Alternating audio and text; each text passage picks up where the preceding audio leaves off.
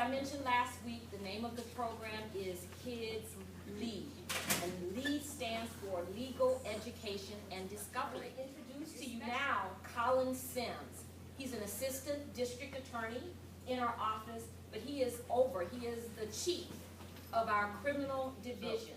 And the way the district... As a prosecutor, when do I start my job? Okay? So what happens is law enforcement conducts an arrest. They arrest someone for stealing something, robbing someone, whatever, dealing drugs, whatever it is they're doing, they make an arrest. Someone goes to jail. There's a certain amount of time in which you get to have a hearing to which you get to get out of jail. The bond setting, then 72 hours of arrest.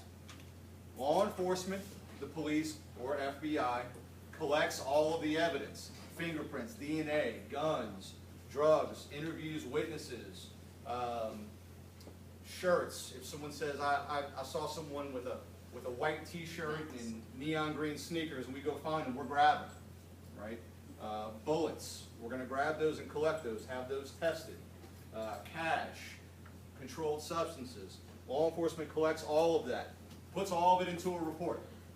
They say, District Attorney's Office, we've arrested someone, we've built a case, we want you to review it to see if the person should be formally charged, meaning that whatever it is you did that was criminal, we're going to put it in a document that says, on X, Y, and Z date, you robbed so-and-so. We're going to file that document with the court. You've now been formally charged. We do that by either bill of information or a grand jury indictment. Most things are done by bill of information in the state system. We'll talk about the difference in a few minutes. So now you've charged. We've charged someone. Our screening division makes sure that that's the right thing to do. Because just because law enforcement arrests you doesn't mean they did it the right way. It doesn't mean that you did it. We have to balance and make sure that it's the right thing to do. So we're kind of a gatekeeper. So when law enforcement arrests you, we decide, should we charge you? Should we let you go? Should we do something else? Maybe you need some help and some treatment. We make that decision within our office of what to do next. Or we just refuse the case and let you go and be on your way, only when he says, I want to do it quickly. So you can see how long it can take. 60 to 100 days to make a charging decision. After the charging decision is made, it can still take up to 120 days if a defendant says, I want a speedy trial. For more complex cases, sometimes they get continued and continued, and sometimes someone can be waiting around for a year before they actually get their day in court. And that's kind of a tough pill to swallow. So what does that mean? Most cases plead guilty. Most people say, Judge, I don't want to exercise my right to go to trial that everyone has. I wish to take responsibility for what I did. What amount of time will I get in jail or some other program if I plead guilty? And we want it to be a lot of work. You don't want people just getting convicted and going to jail just because we charge a document and accuse you of doing something that you may not have done. Okay. Do you like the police? Do you like the police? Do you have any relatives that are in police? That are a cop or otherwise? Any family friends that were police officers? Okay. And then I'd ask you, what do you like to do? Play video games? What's your favorite video game? Overwatch? Is that a game? Is that like a strategic game or a video game like Madden is for sports? Do you like sports? Or do you like video games better? So, as I would be asking questions, picking a jury, I start taking notes, right? I got an idea that he likes sports. He likes certain types of video games. He may be a different type of person. So what does that tell me is I'm about to do for the next 2 weeks or a week and what I'm going to present. I'm going to give you a roadmap and tell you. You're going to hear from Betty. Betty's going to tell you she woke up at 6:30 in the morning and heard loud noises, bang, bang. She walked outside. She saw 3 dudes running away. One guy had white sneakers, other guy had green sneakers, other dude had red sneakers. One dude had a t-shirt, one dude had no shirt. I didn't get a good look. Then I'm going to call Mr. Schlim. Mr. Schlim's going to say, we responded to those shots, and we saw 2 guys running around the corner meeting that same description. And when I call him, you're going to say he grabbed them. He recovered the sneakers. He brought them to the witness. She originally didn't think that she could see them, but when seeing them and what they had on, she was able to make a positive identification. You're also going to hear that her family album, along with all her possessions, was found on these guys' possession, stashed at either their house or in their backpack or otherwise.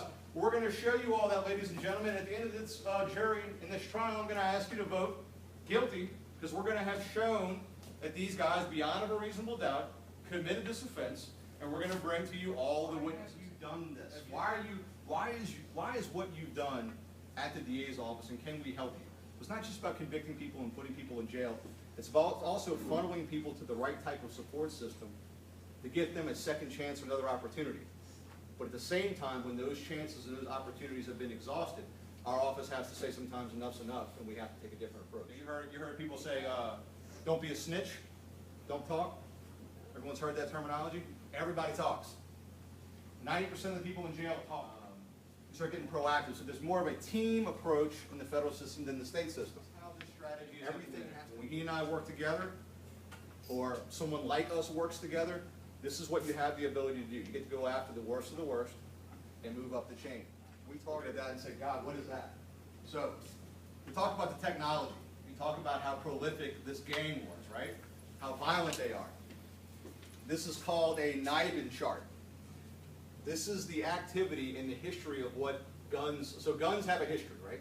When guns are used, you can track different guns, and if you have, say, 6 or 7 murders somewhere, and you have all of these shell casings collected, you start to get a history of, okay, all these shell casings came from the same gun. That can tell a lot, and that gun, a lot right there.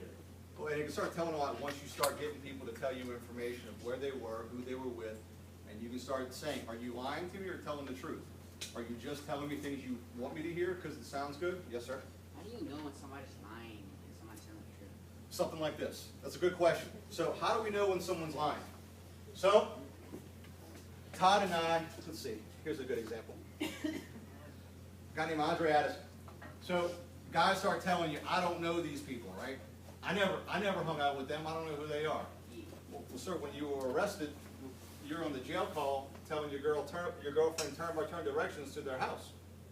And it's the house where 7 of your buddies popped up, where one guy was stopped by law enforcement, parked right outside. Didn't y'all go to high school together? You're on Facebook. I can see you on Facebook hanging out with these guys. What do you mean you don't know them? So he doesn't know what I know, right? So we start off with, say I know everything about you, right? I know who your mom is, I know who you hang out with, I know everything on your social media, so I know everything. And you start telling me, oh, Mr. Collin, I don't know this guy. I never hung out with that guy. Well, let me show you the picture of you guys hanging out 2 nights ago. You still don't know him? And then you move on, right? And then he starts telling you things. And what we always tell people is, hey, don't lie to me. Because then I can't use you. Because if you lie to me, I'll never know if you're telling me the truth. And I've got a folder right here with all kinds of information in it. And you're going to start telling me things that I know and things that I don't know. You'll never know what I don't know and what I do know. So you start saying things, and I'm like, okay, I know that, I know that. You say something different, and I know it's a lie, we're done. Now I'm going to go call you into court, and you'll be looking at 15, 20, 30 years in jail, and I'll never come back. That's kind of how we have the conversation. And you'd be surprised, it takes 2 or 3 meetings to understand, and people start really telling you the truth after that. And the best thing is also when you tell someone, if you're me, I always keep my word. So I'm always telling the truth. I'm always going to tell you what you're looking at. I never lie to anybody, because that's the worst thing that can happen is your reputation. It's the worst that can happen in your life anyway. Forget this job, right? If you lie, you get a reputation for lying. Threats of people pulled in, people are groomed to do it. But in other areas, you are threatening them to join. I mean, you have this lifestyle thrown in your face. You participate, not participate. If you don't participate, how are you looked at? Are you with us or against us? It's a lot of pressure. No one thinks that life's easy, or depending on where you grow up, that it's just an easy situation. You can be forced, pressured, or otherwise, or because you don't have other opportunities. It's easy money. It's thrown in your face. People ride around in a nice car, have nice things. You don't have the ability to go to college or get a job, or excel and take the opportunities and take advantage of sacrifices that your parents make to make sure you have a good education, get to school on time, get fed, all those things. You can fall into something that you never intended to fall into. You do one thing, and you say, maybe I'll do one more thing. And then you start compromising, and all of a sudden you're knee-deep in this, and you don't know how you got there, and you don't know how to get out of the situation. We've talked to talked to one particular kid, actually, who was involved in this. He ended up killing too many people. These guys were having shootouts, leaving funerals. And he started off as he was an AAU basketball player, Isaac Smith. You can see pictures, he was very awkward. You can see he wasn't part of the group, didn't know how to fit in. And his basketball deal didn't work out for him. Next thing you knew, he was selling weed. And then he was selling cocaine. And then they handed him a pistol. And then it just got out of control. And the next thing you know, he's killed how many people? We convicted him of 4, but there's more likely more than that. And he, like Mr. Sims said, he's a kid that started off and whether he wanted to accept it, no one made him do this. Yep. But he stood over a 57-year-old guy who had nothing to do with it and just shot him and killed him for no reason. He shot and killed an 81-year-old grandmother. And they went to rob her house to get drugs from her grandson. They dealt drugs, robbed people, killed people, they shot at people, they intimidated witnesses. They were extremely violent and extremely territorial and basically had a monopoly on the drug trade in an area which we call the West Bank. And they had In Harvey, Louisiana, just a few miles from the French Quarter on the west bank of the Mississippi River, no one had more product than Mr. Harvey and his crew of hustlers had been set up to protect the assets and enforce the rules of the Harvey Hustlers.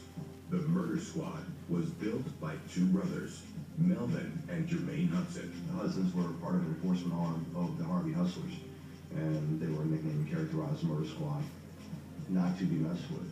On complete coincidence, guys knocked on the door and identified themselves as police.